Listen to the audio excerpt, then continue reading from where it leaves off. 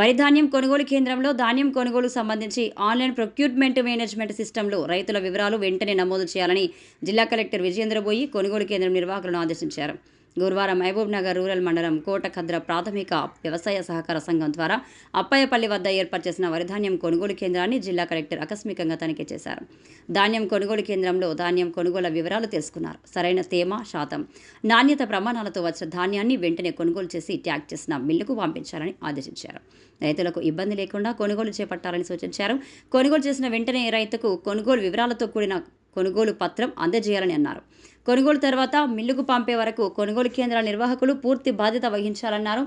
కొనుగోలు కేంద్రంలో రైతులతో మాట్లాడారు. కొనుగోలు చేసిన ధాన్యం మిల్లులకు రవాణా చేయుటకు అవసరమైన లారీలు ఏర్పాటు చేయాలని అన్నారు.